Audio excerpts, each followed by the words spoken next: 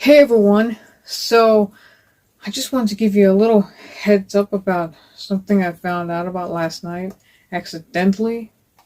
And the reason how I bumped into it was because I was just kind of watching a little clip on YouTube, and I have some YouTube movies pop up that are free with ads, and Eddie and the Cruisers popped up, and I kind of wanted to watch that. I never seen the movie but heard the soundtrack because my dad loves John Cafferty and the Beaver Brown Band, and he has both the soundtrack for the first and the second movie. And I watched a bit of it, and I watched the actor Michael Perry sing, and of course it was actually John Cafferty singing. And I noticed the sax player, and John Cafferty's sax player is Michael Antunes.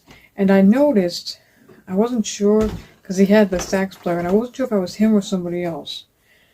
I mean, I kind of knew it was him, but I was just wanted to double check. So I look up the cast, and I say Eddie and the Cruiser sax player, and I search up Michael Antunes, and I realized he died almost a year ago in August, and I didn't even know that till last night, and I feel really bad.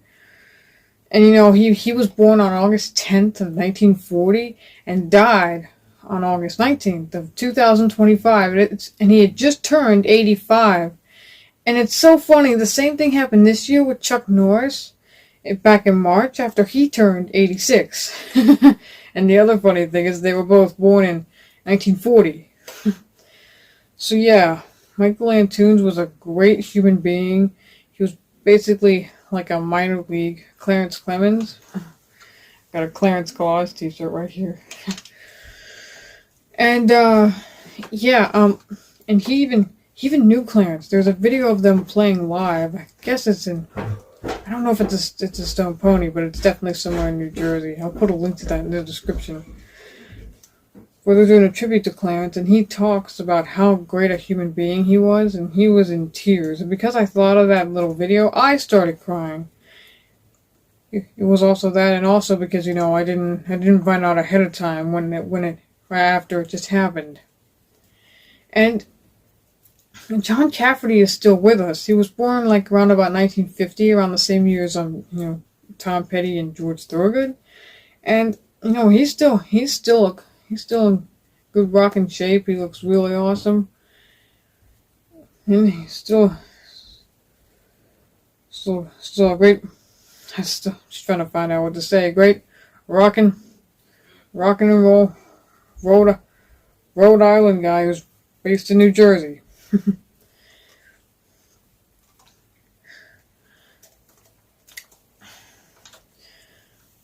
But we've been losing a lot of sax players lately. Michael Antunes' nickname was Tunes, kind of like John Coltrane's nickname was Train. and Coltrane's been losing a lot of his friends lately. I remember in 2022 it was Pharoah Sanders, in 23 it was Wayne Shorter. I don't know about last year, but this year now we just lost Sonny Rollins. But most of these guys actually were in their 90s, so they did live a good life. And Tunes did too. I just wish I found out a bit sooner about it. And he was a really sweet guy, and there's another reason. I also really wanted to meet him and talk to him about Clarence. They seem like those two are both real sweethearts. And Michael Antunes was a great master at the tenor sax. Clarence was too. And we've been losing a lot of sax players. I guess in my generation it started with Clarence, and then in 2014 lost the Stones' great sax player Bobby Keys. Bobby Keys is a legendary Texas sax player known for his solos on Brown Sugar and Can You Hear Me Knocking. And speaking of those songs, the album they're on, Sticky Fingers, is 55 years old this year. It was 55 last month, or back in April. Sorry I didn't make a post for that, but now here I am saying it. And speaking of jazz and saxophone, yesterday was Ronnie Wood's birthday, and I think he plays a bit of the saxophone. And there's even a picture of him playing with Bobby Keys. And it was his birthday yesterday, and today is Charlie Watts' birthday. He would have been 85 had he lived. And, he loves jazz playing. You know, he has some solo albums where he plays these jazz standards. And they're really awesome. And there's one where it's a tribute to Charlie Parker, and he's holding an alto sax on the cover. And, yeah. But I just, so we had Clarence died. Oh, and in 2024, around about March, the great sax player David Sanborn died. He was a pretty cool guy. He was mostly famous on the alto sax. I actually heard of him through Warren Zevon, because, in 1989, Zevon actually played with on his show. He did Lawyers, Guns, and Money, and his hit that was new at the time, Splendid Isolation. And so, yeah, all these sax players are dying. It's kind of hard to believe. And in 2021, this was like around September 18th or 19th, before that, we were kind of like clearing out some of my attic, and I discovered Dad had the Simon and Garfunkel Live Central Park VHS, and we watched it on the 40th anniversary. It's going to be 45 in this upcoming September. And I guess my dad's checking something on his phone, and he goes, oh my God, Claire, Hank Hurricane Carter died. And Hank Hurricane Carter was the sax player from 1980 till 2003 for George Thorogood. Yes, and he died that day. And you probably know about this. There's a 40 years making it bad to the bone, 40 years bad. And they mentioned there's a picture they show of Hank Hurricane and Bobby Keys playing sax together. And Hank kind of looked a little bit like him. I guess kind of similar look, similar hair, I guess. I remember we were watching him live in St. Louis in 1995, and Grady saw him playing. He was like, is that Bobby Keys? Yeah. And I have a lot of creations, because the saxophone is one of my favorite instruments. I have a lot of creations. I just mentioned Coltrane. I made this little felt sax named Coltrane.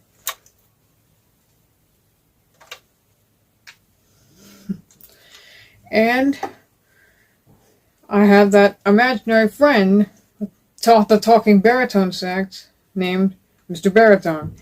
And back in my high school drawing class before I graduated, my art teacher wanted me to make or wanted us to make, I should say, this thing called Beyond the Norms. And I made this guy right here, Saxy Lungs. I made his lungs, of course, be shaped like a saxophone with little music notes coming out of it.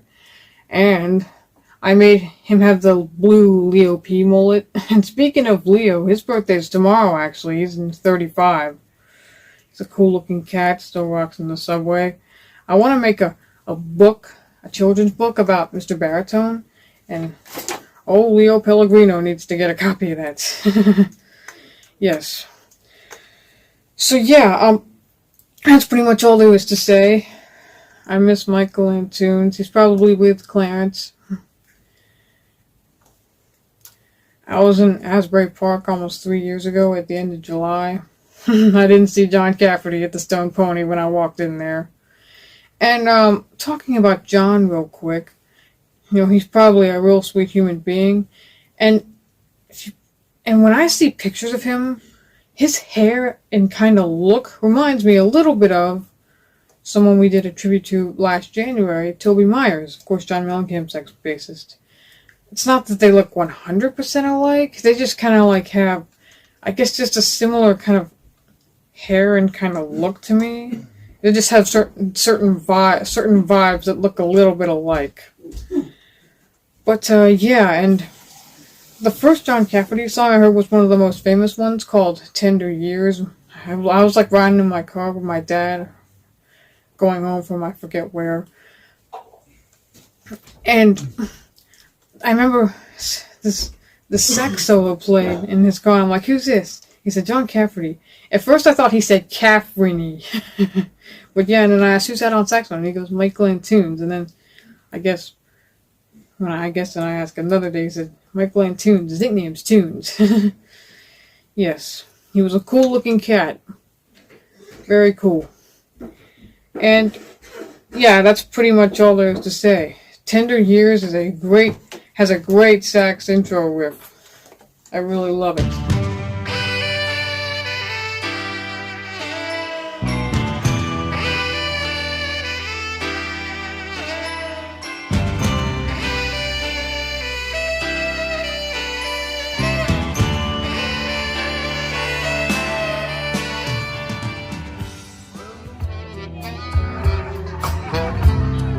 Like I said, I've been coming down here since '78.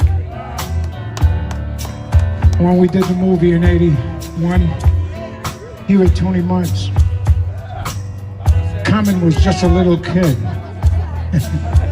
He was a youngster.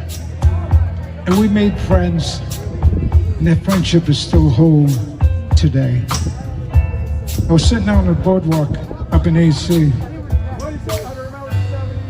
and I had the impulse and the feeling to write something about you guys. It says, when friends take us back to a time that we forgot, flooding our minds with refreshing the thoughts. So stark and vivid and true, I still couldn't believe it was you. Passing before my eyes and revealing the past. It seemed like it was yesterday, and I wanted it to last. And so for the rest of my life, I will hold all of you in my heart. And it doesn't get any better. It's Jersey forever. It's for you guys. This is going to stay here in Jersey with my friend Don Hurley.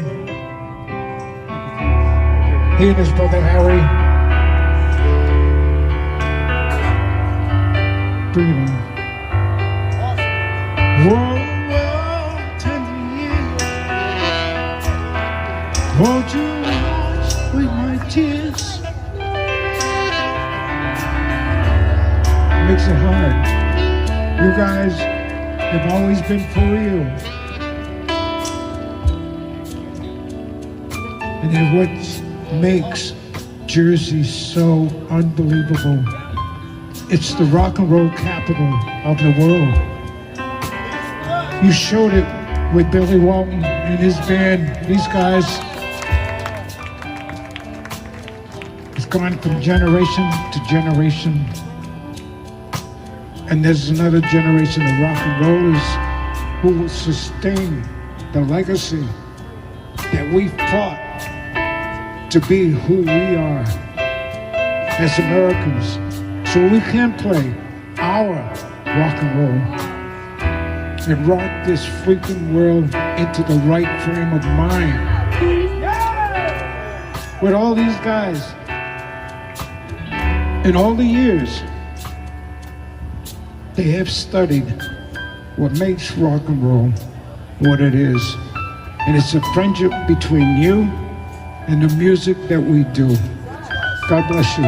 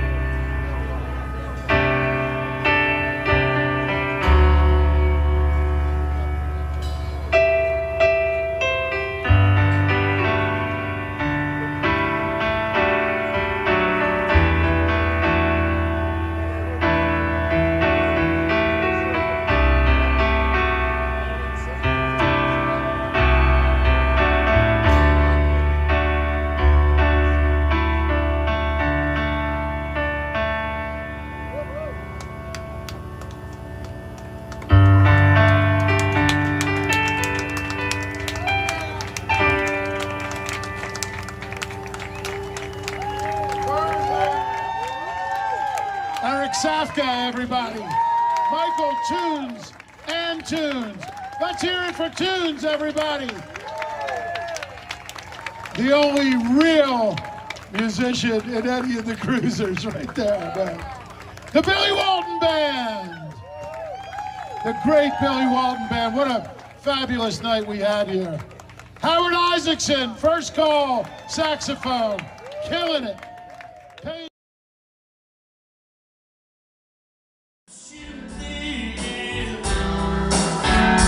Please don't go, it's in here.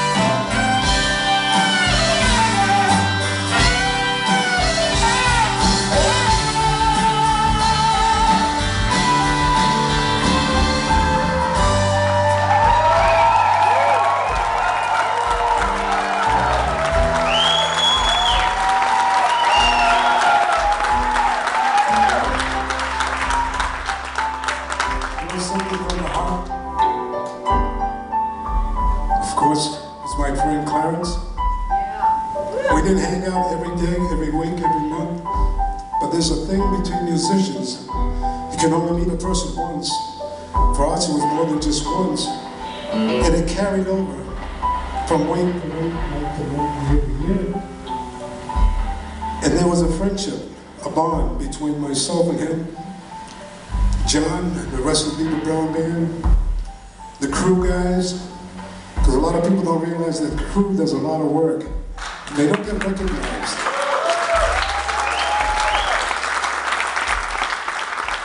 When Clarence was up a couple of summers ago, was our last show together, he made a point to talk to a lot of the guys in the crew, the guys that were doing the sound, made him sound even better than what he was. He was an incredible, incredible human being. And I could see it in the family members that I met here, that has passed on to the next generation.